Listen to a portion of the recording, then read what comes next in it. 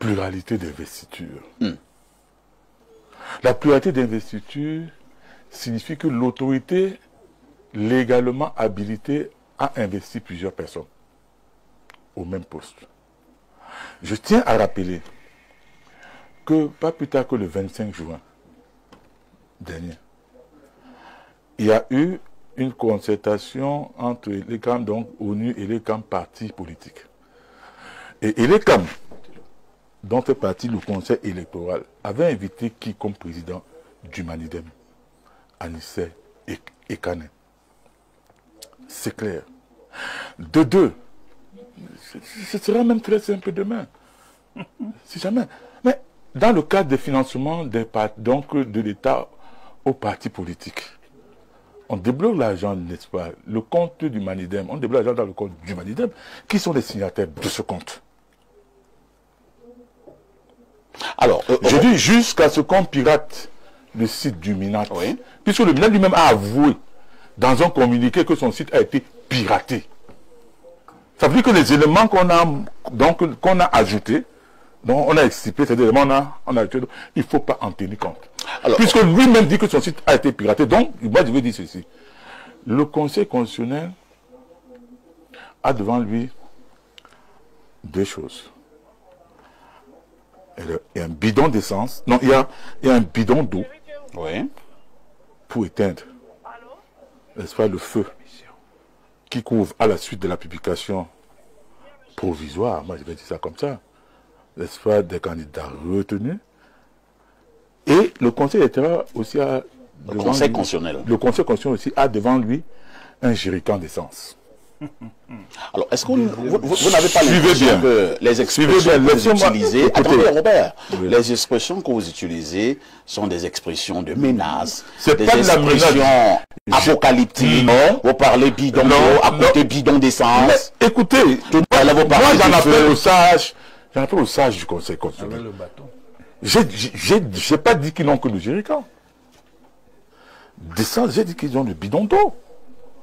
Mais pourquoi vous choisissez seulement le jerrycan? Alors moi je vais vous relancer sur un autre aspect, hein, Robert Wafo, vous gardez le microphone. En préparant cette émission, je suis tombé quand même sur la procédure qui amène un président de parti politique à démissionner. Je me suis rendu compte qu'un président de parti politique au Cameroun ne démissionne pas comme un simple militant. C'est-à-dire que lorsqu'il démissionne, il saisit le gouverneur de la localité, le gouverneur saisit l'OMINAT, et l'OMINAT a 15 jours pour prendre acte. Est-ce que cette procédure a été respectée par Maurice Kamto? Je vais vous poser une question simple. Quand vous démissionnez, si parfois il démissionne de Info TV, il n'a pas besoin d'écrire. Info TV n'est pas un parti politique. Suivez bien. Il suffit qu'on le voit, par exemple, je ne sais pas, à Canal 2 pour constater sa démission. Est-ce que la procédure que je viens de faire comprendre, que je viens de donner, existe? Mais vous parlez même de quoi là? Je parle de la procédure de démission d'un président de parti politique au Cameroun. Mais il est libre de démissionner. Vous parlez de quelle procédure? Il est libre de démissionner. Est-ce que la procédure a été respectée? Je dis dès qu'il démissionne, il écrit, n'est-ce pas, au bureau qui existe à ce moment-là. C'est une question de procédure interne au parti politique. Et puis, moi je vais vous dire, hein,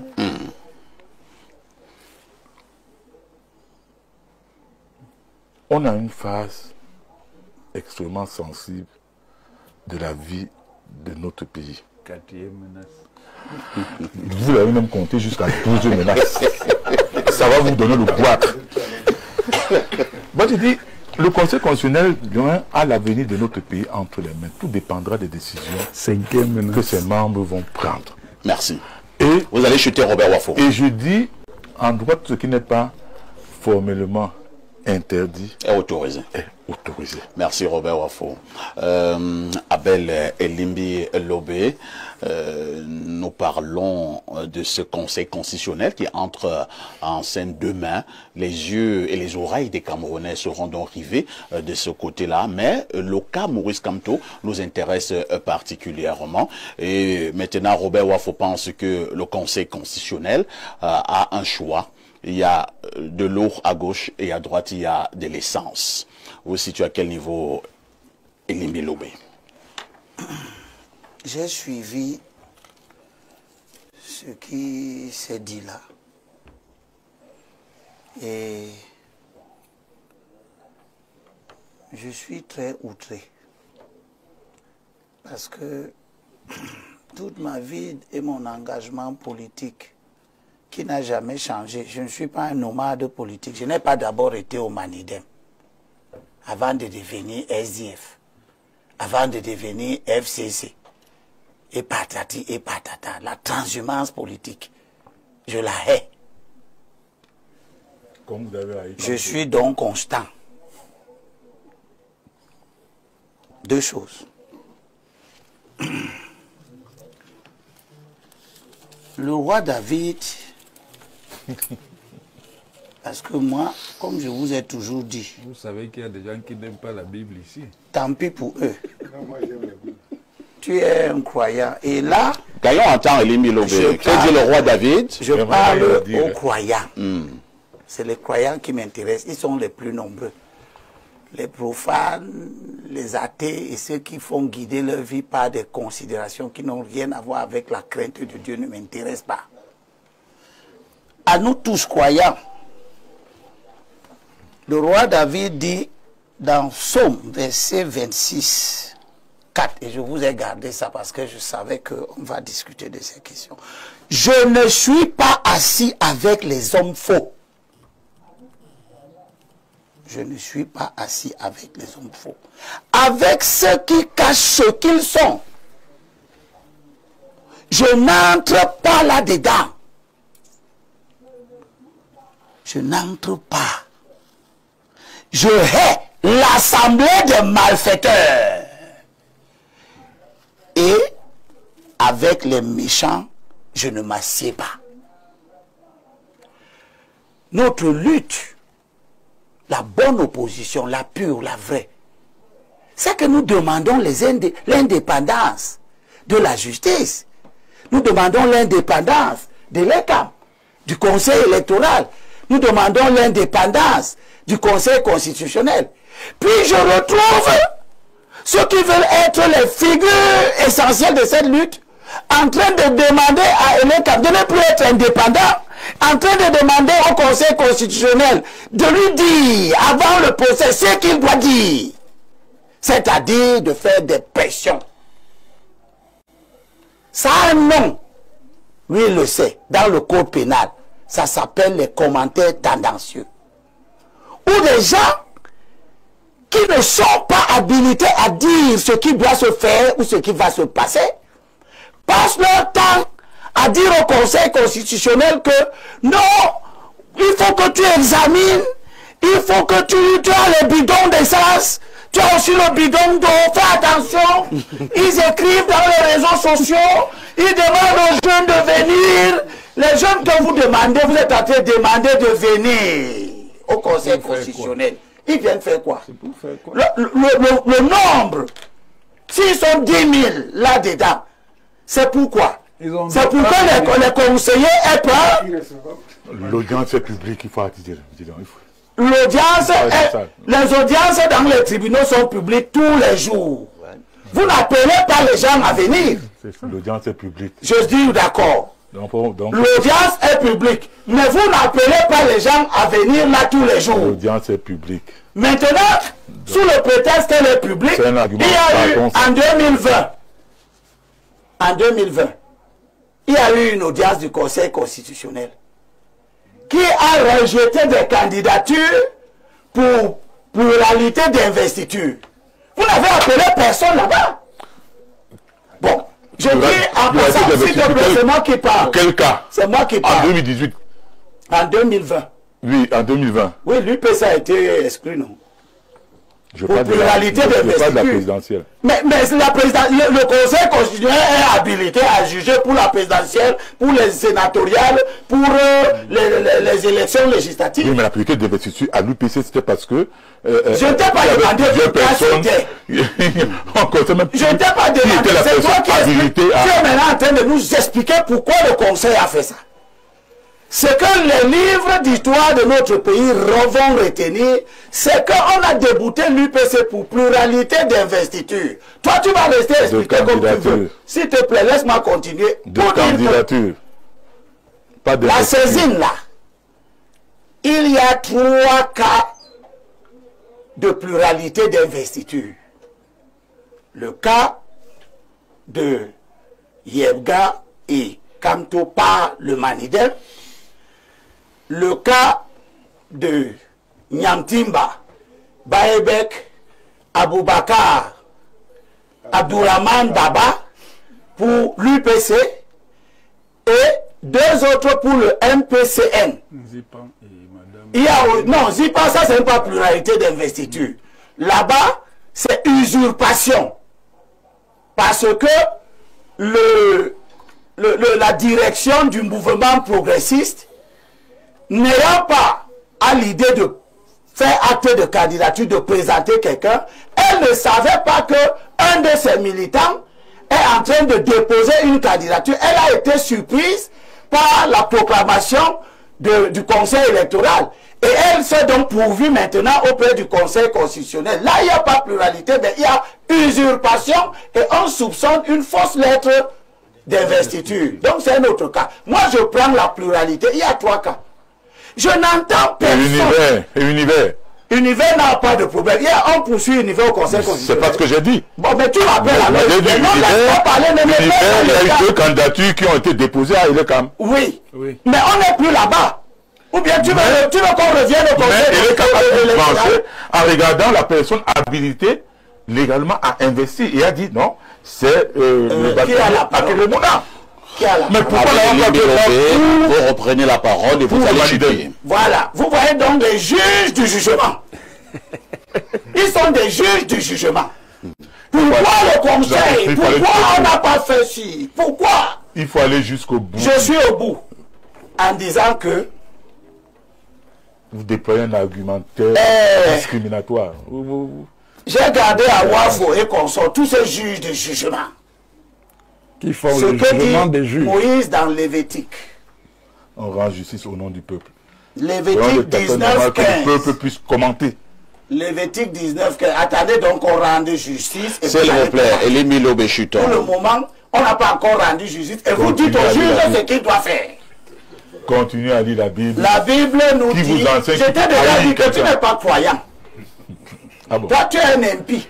Donc laisse, moi je parle de croyants. Et c'est les croyants que vous invitez. Vous êtes un croyant. Vous-même, vous allez rester. Quand vous aurez dit sur un plateau que vous haïssez, la Bible, le que je hais tous les malfaiteurs. Apparemment, ton ami a fait un. Je répète donc aux croyants. La Bible vous nous dit, vous ne devez pas commettre d'injustice dans le jugement. Tu ne dois pas te montrer partial envers le petit. Tu ne dois pas avoir de préférence pour la personne du grand. Ce que je vois, c'est que je n'entends personne dire que pourquoi on ne réhabilite pas Baebek. Je n'entends personne dire qu'il faut réhabiliter Yamtimba. Je n'entends personne donner des conseils au Conseil constitutionnel pour la façon dont il doit juger pour les 2 cas du MPCN, qui sont aussi des cas de pluralité d'investiture. Tout le monde qui prend la parole ici, qui nous parle de bidons d'essence, qui appelle les gens à venir envahir le Conseil, il ne parle que du cas de Maurice Kamto. Ne soyez pas injustes dans le jugement. J'aurais compris que vous fassiez tous ces efforts pour tous ceux qui ont été recalés pour la pluralité d'investiture. Donc vous êtes d'accord que le Conseil constitutionnel demain recale les 2 du MPCN pour pluralité d'investiture, recale Baebek et consort pour pluralité d'investiture. Vous l'avez dit. Mais qu'on ne recale pas M. Maurice Kamto pour pluralité d'investiture. Nous allons passer la parole à M. Vous êtes d'accord que le pays fonctionne mal quand ça vous arrange. Vous avez compris. Le pays ne va pas mal fonctionner. Il va même bien fonctionner demain. Parce que le Conseil constitutionnel va dire le droit dans le but d'affirmer l'autorité de la loi, pas pas de vos spéculations intellectuelles. N'en déplaise, vous ne ferez rien du tout. Le conseil que je vous donne, c'est qu'à défaut, tu n'as aucun conseil à me donner. Écris ton mémoire, à défaut d'aller consulter en urgence un psychiatre, tu ferais mieux d'aller dans un cabanon. Mais si je te retourne, si je te retourne, tu parles en criant, soyez poli sur la balle. Si je dans la qualité de c'est vous rien à dire, des opposants. J'aurais pu te demander de faire d'abord un petit tour chez quelqu'un pour te un peu de manichénisme quand même, avant de venir nous parler ici. S'il vous plaît, Pierre Blériot, mec, le Conseil constitutionnel n'a-t-il pas une occasion en or à partir de demain d'entrer définitivement dans l'histoire? Parfois, on peut dire que votre question est vicieuse. Hein? Ah bon? Donc, vous voulez dire que le Conseil constitutionnel n'est pas encore entré dans l'histoire? J'ai dit définitivement. Oui, bon, je crois qu'une occasion lui est donnée. Déjà, le Conseil ne peut pas se saisir de nouvelles affaires. Il ne peut pas s'inventer lui-même de nouveaux motifs. La candidature du professeur Maurice Kamto a été rejetée pour pluralité d'investiture. Le Conseil ne pourrait donc pas dire qu'il n'a mal démissionné et autres. Cela n'a pas été évoqué. Et les CAM aurait pu évoquer cela, et les CAM n'a pas évoqué cela. Donc cela ne peut pas être réintroduit demain au Conseil. C'est la première chose. La deuxième chose, c'est que j'ai entendu souvent de très bons discours sur ce plateau, quand les gens disaient que non, le président Paul Biya est vieux, il ne faut pas qu'il se représente. Le professeur Mathias Eric Onangui nous disait, vous avez donc l'occasion de venir le battre, qu'il se présente. Mais laissez donc Kamto se présenter et battez-le. C'est ça, Pierre Blériot, nous sommes là sur le plan de la loi. Est-ce que le Conseil constitutionnel, s'il vous plaît, est-ce que le Conseil constitutionnel est dans la logique de laisser tel et de ne pas laisser tel? Attendez, je vous pose la question. Ou alors le Conseil constitutionnel est là pour dire le droit? Si on veut même parler de la question du droit, la question du droit ne se pose pas. Vous voyez bien que le Conseil constitutionnel, s'il veut dire le droit, va examiner qui est le président du Manidem. Et le Conseil constitutionnel va se rendre compte que Yebga n'a aucune qualité pour investir, puisque celui qui a l'ADN des partis politiques a toujours tout versé à Anissé et Kané. Le droit est donc très simple, sauf que pas vous, le modérateur, les autres réactions montrent donc la peur que suscite un candidat. Ben, non, on ne peut pas. Mon frère de James Avenir a dit qu'il ne faut pas mettre la pression. Quand la loi n'a pas été respectée, nous avons mis la pression ici tout de suite. Nous avons dit qu'il faut que la loi soit respectée. On ne peut pas se gargariser d'être fort. On a 5000 communes, on a ceci partout dans le Cameroun. Mais un seul, on met autant d'énergie à empêcher la candidature d'un candidat. Autant d'énergie. C'est-à-dire, on n'est même pas encore à la campagne, qui a même été ouverte ailleurs. On voit comment un certain parti, lui, il est déjà en campagne. Il a ouvert les portes de l'institution la plus importante et il fait déjà la campagne. Et on met autant d'énergie. On écrit même au Conseil constitutionnel. On dit non. Non. Par contre, là où je ne suis pas du tout d'accord avec les partisans du MRC, et je crois que vous avez de très mauvais conseillers, ces notions de carburant, ceci, cela, non. Vraiment, là, vous vous séparez des Camerounais. Des vrais. Retirez ces propos-là. Retirez les bidons, les jerrycans de... Non. Vraiment, je vous dis... Pierre Blériot. Non, Wafo, laissez-moi. Je vous dis que ces options-là... Bidon d'eau... Non, je ne... Enlevez le bidon, enlevez le jerrycan d'essence, qui n'a pas sa place, parce que... Écoutez, Wafo... élevé de la République... Non, Wafo... je dis... Permettez, quand même, arrêtez de lever le... Je parle quand même. Oui, ça me dérange, puisque ça m'empêche de parler. Toi, on n'est pas en classe ici. Donc, je dis ceci.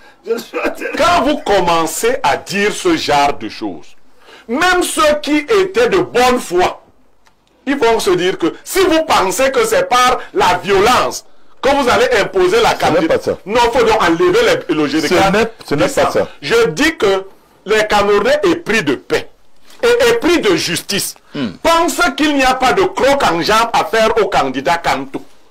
Il faut qu'il compétisse. Mais ce n'est pas au prix des menaces, du sable, du... Il n'y a aucune menace. Non, vous n'avez pas... Aucune menace n'a été formulée. Retirez, vous n'avez pas le monopole. Je préfère que le Conseil constitutionnel utilise plutôt le bidon. Il y a 2 secondes. Parfait, ici. Jetons. Quand même le Conseil constitutionnel n'utiliserait pas le bidon d'eau, vous n'avez aucun bidon d'essence. Je ne joue pas le deuxième match. Alors, lisons d'abord les nombreuses préoccupations des téléspectateurs. Hein. Je ne sais pas si le débat a été volontairement détourné, mais le problème de l'éligibilité de M. Kamto, pour moi, ne réside ni dans les problèmes de double investiture, ni dans les problèmes de qui devait signer sa lettre au Manidem, et encore moins de qui est Yebga ou Ekane. Après une étude froide des textes, j'ai constaté que le problème réside plutôt au niveau de la manière dont Maurice Kamto a quitté le MRC. C'est là qu'il y a le problème. Comment en 2 jours, le président d'un parti, selon ses propres textes, a pu démissionner de son parti et serait devenu militant d'un autre parti. 2 jours pour régler tous les détails d'une démission, ça me paraît peu probable. Il y a du péril. Point de droit. 1. Conformément à l'article 68, alinéa 2 des statuts du MRC, la démission du président doit être constatée par 4/5 des membres du directoire national. Pourquoi nous n'avons pas encore vu ce document? 2. Conformément à l'article 68, alinéa 2 des statuts du MRC, le directoire national doit convoquer une convention dans les 30 jours, ce qui signifie que cette convention aurait dû être convoquée entre le 25 juin, date de la supposée démission, et le 25 juillet 2025. Nous n'avons pas eu connaissance de la note de convocation de cette convention. 3. Conformément à l'article 5, alinéa 2 de la loi numéro 90/056 du 19 décembre 1990 portant sur la création des partis politiques, les nouveaux statuts à jour du MRC devaient être obligatoirement transmis au gouverneur territorialement compétent et qui lui a à son tour les aurait transmis au MINAT sous quinzaine. Mais à ma connaissance, tel n'a pas été le cas. Alors, comment le 27 juin 2025, Maurice Kamto a pu devenir militant du Manidem et pu être investi candidat sans toutes ces formalités, sauf s'il a pu les boucler en 2 jours, auquel cas sa candidature ne souffrirait de rien. Mais si tous ces éléments n'existent pas et dans le timing imparti, alors il est toujours président du MRC. Bon. Le message, s'il vous plaît, permettez aux téléspectateurs d'avoir le droit à la parole. Ici, c'est la libre expression. Parfait, regardez ceci un peu dans les réseaux sociaux. Bon. Moi, je peux pas regarder là présentement. Hein. On prend un autre message. La démission d'un président de parti politique au Cameroun n'est pas strictement encadrée par une loi unique, mais elle suit une procédure interne définie par les statuts du parti concerné. C'est Dimitri Kalou qui envoie ce message. Bonjour, parfait ici. La famille politique de Maurice Kamto est toujours là à parler au nom du peuple. Le fait de m'imposer leur débat est déjà suffisamment désagréable pour ensuite me prêter des idées qui ne me sied pas. Aussi, la loi de 90 sur le fonctionnement des partis politiques est claire. Tout comme le Conseil constitutionnel ne saurait laisser une violation de la loi juste pour plaire. C'est Bertrand Atangana. Un message qui nous vient du côté de la France, c'est le plus 33. Bonjour parfait et à ton panel. Maurice Kamto doit faire preuve de grandeur et qu'il renvoie l'ascenseur à Akéré en le soutenant. C'est Dr Fabio Tama de Paris qui envoie ce message. Un autre message venant de la France. Bonjour à vous sur le plateau. Qu'est-ce que j'entends même sur le plateau? Donc, on va faire un costume sur mesure à Kamto, même s'il ne respecte pas la loi. Oh là là. Même s'il ne respecte pas la loi, sous prétexte que le peuple va se fâcher. On parle même de quel peuple? De quel peuple ces gens parlent souvent? Ont-ils mandat pour parler au nom du peuple? Le problème dans ce pays est que l'imposture a pignon sur eux. Un autre message, nous prenons celui-ci qui nous vient du Canada. Bonjour le sac de modérateur, s'il te plaît, dites à Blériot de ne plus contrarier Owonangini. Comme la loi, comme la fois dernière, il a débranché sa joie de vivre. Nguini est triste et morose ce dimanche, cordialement Sempandi. Autre message ce matin, un autre message qui nous vient des États-Unis. Bonjour l'incontournable Perfecto et le panel. Blériot a dit tout ce qui doit être dit en direction du Conseil et du MRC. C'est quel pays où on met de l'énergie à empêcher les candidats et on nous envoie des intellectuels respectables pour nous l'expliquer. Il faudra les états généraux de l'intelligentsia du Cameroun. C'est le problème principal de ce pays. C'est Honoré qui envoie ce message. Il est du côté de Virginie, aux États-Unis. Bonjour le grand Perfecto. Je me demande réellement si tous ces gens la cherchent au fauteuil présidentiel pour changer ce pays. Bonjour Perfecto. Alors, et à ton magnifique plateau, pensée profonde aux amis du NDEM. Je comprends pas. Hein? Manidem dem. Ah bon. Donc, alors, bonjour donc à ton magnifique plateau, pensée profonde aux amis du NDEM, les manies autrefois gardiens des identités bafouées au profit d'un gombiste, la main qui sait écrire ne sait pas toujours planter le mille, proverbe Aoussa, quant au brillant juriste n'en reste pas moins une énigme politique tragique. L'homme qui prétend incarner l'avenir démocratique du pays passe trop souvent son temps à contourner la loi qu'il connaît si bien, à se relever au-dessus d'elle, à vouloir la remodeler selon ses ambitions propres. Ce n'est pas la République qui doit se plier à l'ego d'un homme, aussi docte soit-il. C'est l'homme d'État qui doit se courber devant la rigueur des institutions. À force de se considérer comme une exception politique, quand tout devient un facteur d'instabilité. Alors, il y a Elimbi Lobé qui